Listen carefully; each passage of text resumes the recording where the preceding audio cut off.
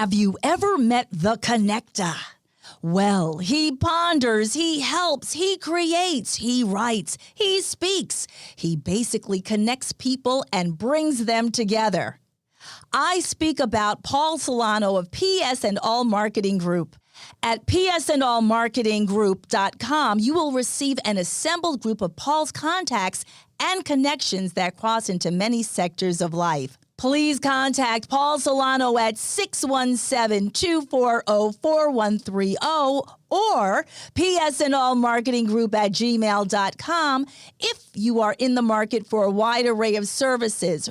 Again, please contact The Connector, Paul Solano at 617-240-4130 or psandallmarketinggroup@gmail.com with any questions. And now, here's Paul Solano, the host of Paul Ponders.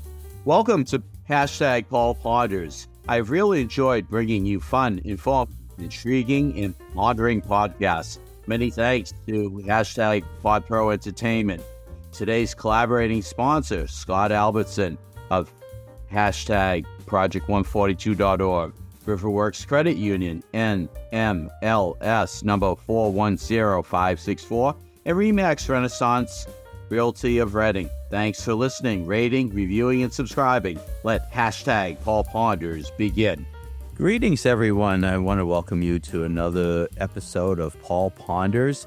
And as many of you know, I have a radio show that I'm host of. It's called the Paul Ponders Radio Show on WATD 95.9 FM. And I make the commute down to Marshfield, Mass., where the broadcast house is. And every Saturday, I listen to one of the most exciting, best talk shows that I have ever listened to. And the host of the show is Mr. Duncan Gray. And Duncan from Eldred's Auctioneers and Appraisers is with us in this podcast. Duncan, welcome. Thank you so much. I don't know if I'll be able to live up to that introduction, Paul, but I appreciate it. And you know what? I have to say, when you're in your car, you can't be looking anywhere with your eyes other than the road. So listening to a good radio show is great. I appreciate you being a listener as well as a podcaster and you come up 2 shows after me, so I don't often see you upstairs at the studio, but I will often see you down in the park a lot as I leave and you come in, and wish you best. You've been doing great. I know it's in your second year. I've only been there 3 years doing this show, so not much longer than you. We're still newbies compared to the other hosts on Saturday mornings. Without a doubt. Well, you could have fooled me. I thought you had been doing this for years and upon years, because really you are just so interesting. So if you want to let our listeners know what you do as the head of general consignments for Eldred's. Yeah, well, that's the thing. I've in my day job, if you will, not my Saturday job, I've been doing that for decades. Yeah, I started in 91 when I got my auctioneer's license and have been doing it ever since. And one of the things I like to bring to the show is the historical context around these items. And so when I prep for the show, it's often based upon what we see coming into our business, whether it be for a sale or an appraisal. And these objects that come in, I like to tell people it could be anything ever made by human hands in the course of history, because we could see something, pre-Columbian artwork, and then the same afternoon we can see a postmodernist painting. And it allows us to view into these objects, which they can't necessarily talk and tell you their history, but nowadays, especially with the world of the internet and knowledge being at your fingertips, you can explore the history and what these items have as a story. And that's what's intriguing to me. A lot of people get into the business that I do of course, as a way to make money. And the treasure hunt is sometimes that antique dealers love. And I have to say, anyone loves a good treasure hunt, Paul. Right. It's one of those things that you can have a great discovery in a state where the family is unaware of something of its value, and you can really make their day if it's coming up for a sale. The business that I do, head of general consignments, means that I'm a generalist, and in our business, there's oftentimes specialists that are involved with bigger companies, and you might be a maritime specialist or an Asian arts specialist. I have based my years of knowledge on my generalist categories, which means I've handled a little of everything. And I've actually only been with Eldred's for approximately 5 years. The company's been there since 1947. It's a third generation family owned company, the oldest one in New England, ongoing since then. Um, I joined 5 years ago. Prior to that, I owned a smaller auction gallery called Sandwich Auction House on the Cape as well. And now we're in East Dennis. So I have a little bit longer commute, but as a small company, we didn't have the ability to have specialists in each and every category. So the couple of us that worked there needed to have a good general basis of knowledge, because you could see those same items in a house that we do now. But of course, in now, and I'm not a specialist. I said, for example, Asian arts. Some of these pieces that can go back hundreds of years are not old in the realm of China. You got to get back 500 years before something's old there. But here, of course, it's a whole different history. And it's exciting because you never know what you're going to see when you walk into work on a daily basis. And I've been very lucky, and WATD has been great. I've been very lucky to put my show out there as a way to entertain people, hopefully, and bring them a little bit more into antiques into the modern world. Because as you're probably aware, as a category, antiques are not popular with the young folks, of course. I know a lot of younger people are looking to spend their money on events or experiences and travel and trips and memory building, and that's great. And anything that you do that makes you happy is perfect. But there are still people in the world, not as many as there used to be, but that appreciate a fine object for its quality and craftsmanship. And so that's something that really takes a little bit of time to develop. You can't just come out of the womb knowing anything about quality and craftsmanship of whether it be a piece of furniture or a quality painting. And that takes time to build. So luckily, I've been able to use my 30 plus years of experience in the generalist nature to come to Eldred's, and usually often I'm the point man for things that come in. And if there's luckily for what we do with seven specialists in various categories, if there's something that I'm not familiar with, I can certainly get some help from someone else. And it's in the old days, you might call it a Rolodex, a name so that you can always reach out to, which is very important with what I do, because nobody can know everything about any object that they'll ever see. And there's always new things to learn. Um, so that sort of gives you a general idea of, how we approach the business. And when we bring things in, when customers bring things in for auction, of course, then it's a monetary role. We're providing a marketplace between a buyer and a seller, trying to maximize the dollars that are attained for the seller, but also trying to keep the buyer happy in that same transaction. And because I don't want to call us a middleman strictly, because we do a lot of promotion and advertising. It's not strictly, taking it off of the shelf and moving it to a truck and sending it off to an owner. There's a lot of promotion and advertising that goes into it, photography, of course. And although I don't do any photography myself, all of us wear a lot of hats. So there's 24 of us on staff at Eldred's. When I was at Sandwich, there was only 5 of us on staff. So it gives you an idea when we had to do a little bit more back then. Interesting. Now, do you have several locations? We do. And a matter of fact, when I first started the show at WATD 3 years ago, it had been just about 6 months after we opened up our Hanover office. And we were already located down in Mystic, Connecticut with a satellite office that's been working out great for us. That was opened about 8 or 9 years ago now, before I joined Eldred's. But that's been a great addition to our workplace. And by the way, I have a cat that it might need to be talked to every once in a while. Sorry, That's Paul. okay. Um, It's okay. so We'll the pass Hano along. yeah. We'll pass along a can of soda. We'll be in a catatonic state. Okay. Yes, anyone you listening out there, you may not have seen the video, but the cat just walked over the computer. So the Hanover office is it's building. We've been there, like I said, just a little over 3 years, and it's primarily been a nice location that customers, both buyers and sellers, can visit from Boston or north without having to drive over that dreaded bridge onto the Cape Cod that sometimes can be a challenge, as everyone knows. It's until they get those new bridges in place, which is years away.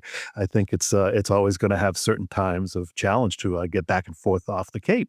So, with that said, the satellite offices allow us to reach a bigger audience or a group that doesn't have to. And of course, keep in mind we sell a physical product, so that physical product has to be moved in one way, shape, or form. And shipping has gotten so expensive now that a lot of people just choose to come to the Cape for the day from maybe Boston or New Hampshire or Portland, Maine, and they make a day trip of it to pick it up, figuring they're going to save themselves a couple of $100, just the shipping cost alone. And then, of course, we can give them a good lunch recommendation while they're there. Right. Why not? Right. Exactly. Now, as far as working with attorneys, estate planning attorneys, do you do a lot of estate sales?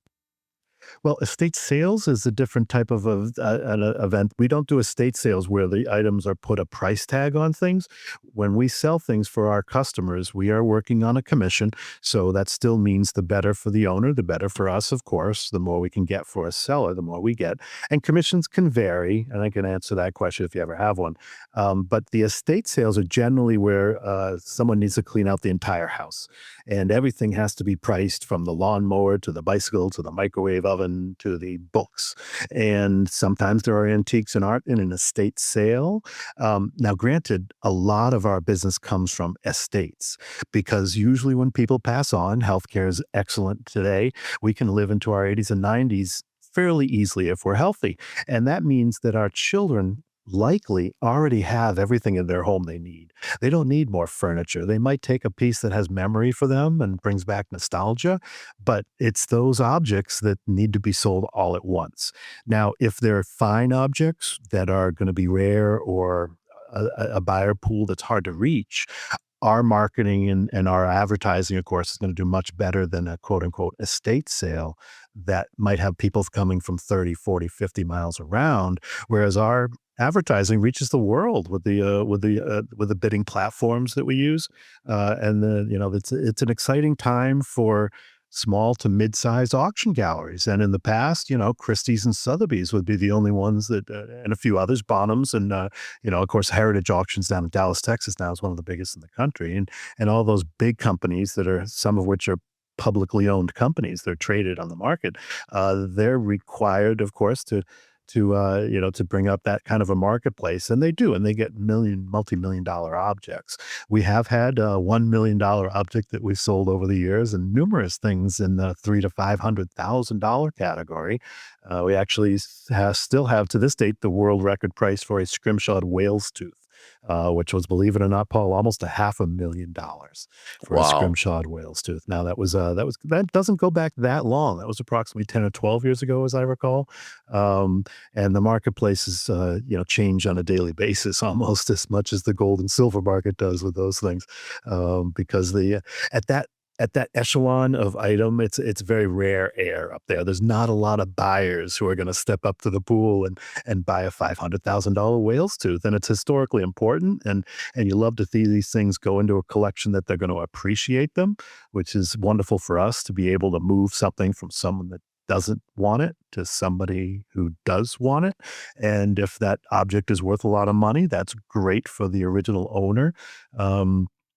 But these objects, if you and it was interesting that tooth, as a side story, it sold for 456,000. We had a second tooth that came up very similar by the same artist only a year later. But what happens is the buyer who bought the first one, they're not in the market for that kind of a tooth. They've already got one for that artist. They were not even interested in the bidding on the second one, so it brought less. Even though to a lot of people they thought it was a better tooth, the second one that came on the market, because there's just a rare air of buyer, it didn't bring quite as much. That is absolutely fascinating, and I hope our listeners on this podcast are, in fact, just really hearing a very human wealth of knowledge here, and it's really something. If you have a chance to tune in to WATD, which is also available on the Odyssey app, that's AUDACY, you'll actually just hear a very learned man just talk about so many topics. Like last week's discussion, I enjoyed hearing. I'm a big Carole King fan. Last week you just spoke about, you had the lead in Tim McKenney, our producer. Tim behind the glass does an awesome job, and he'll play some music. And yeah, he was playing Carole King, and you just went in. So if you want to let our listeners just get a feel, putting you on the spot, but I'm sure you have it right off the top of your head about Carole King and her collection. Yeah, so the reason I mentioned that, not only last weekend was very close to her birthday, it was actually her birthday was on either Sunday or Monday, and of course I aired on Saturday. But a week prior, she had been a presenter on the Grammys, at the Grammys. So she was honored for 55 years that her great album Tapestry had been released. And Carole King, some people said, well, why is she relevant? And those people, of course, are just, I'll call them unlearned. Mm, yes. If you can't appreciate the history of the music that created the ability for the new musicians to create, then you're not a historian. You're not looking at back. And I understand a modern music is very different than it was 55 years ago. And Carole King is not creating music like she did then. But if it wasn't for her and all the other artists that I like to try to promote on the Eldred's Antique Hour, then we wouldn't have what we have today. Is the way I really look at it. And I've always been a huge music fan. Tim McKenney's the one who got me started on this, because when I first started out the radio show, he had based the music from the breaks, and he'd come up with it on the spot about what I was talking about. So if I was talking about bicycles, he would play the great Queen song with the bicycle, and he'd pull that out and know that. Now, subsequently, what I like to do, I now choose the music, because that allows me to do a little research beforehand, so that when I play the music, I only play 30 to 60 seconds of it. We're not there to listen to the music. But I also will tell about the history of that song or why it is that I'm playing it. So, yeah, this weekend, Paul, and I know the podcast will come out after, and people can always go back and listen. I'll have 3 different Valentine's Day inspired songs. Hmm. Interesting. Well, I look forward to listening, and when this podcast airs, we'll be able to talk about that and all. But Duncan, we could go on for hours because you are so interesting. You're one of the most interesting people I've ever met in my life, and I say that sincerely, and seriously. So, how do our listeners in Paul Ponder's world get in touch with you?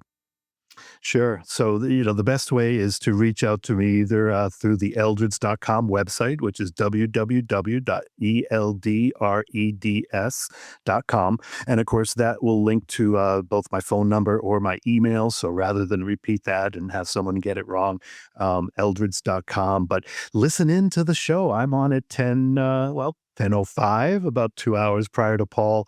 And if, of course, that's the best way to learn about what I do. Of course, we'll always give out our email address, and dgray at eldreds.com, DGRAY at eldreds.com. Either of those ways will find me. And, I often take, with people are listening later, I love to get topics of conversation for my show as well. You do, Paul, I'm sure, is that if anyone has something out there, like last week we talked about Matchbox cars, and the week prior to that we talked about vintage lunchboxes, and a few weeks ago, yeah, we did talk about bicycles. So somebody may have a story to tell or share, and we always appreciate that if they have any ideas they want to send in for the radio show.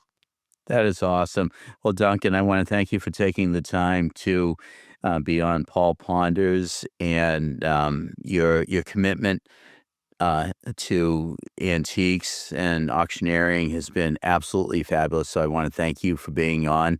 And with that, I just want to thank you for that personalized expert service with exceptional results. #Indeed. Thank you, Paul. Thank you. I trust that you have enjoyed #Paul Ponders. Again, my name is Paul Solano of PS&All Marketing Group, and I may be reached via email at paul@paulponders.com to do some more pondering. Many thanks to my longtime collaborative friend and associate, Chalonzo Amos of Pod Pro Entertainment, in bringing you our fun, exciting, informative podcast. You rock, Techie Chalonzo. With PS&All Marketing Group, I created a side gig to connect you and get things done. Please do not hesitate to reach out to me at paul@paulponders.com with any questions. Subscribe to our YouTube channel at Paul Ponders. Follow us on Twitter at Paul Ponders Pod. Follow us on Instagram at Paul Ponders Podcast. Thank you again for listening to Paul Ponders, available on Apple Podcasts, Spotify, our website, paulponders.com, or wherever you stream your podcasts. Subscribe, stream, rate, and review our shows. Your ratings and reviews help our show reach new audiences. Produced by Pod Pro Entertainment, Paul Ponders lives within a network of podcasts located at podproentertainment.com. The new radio.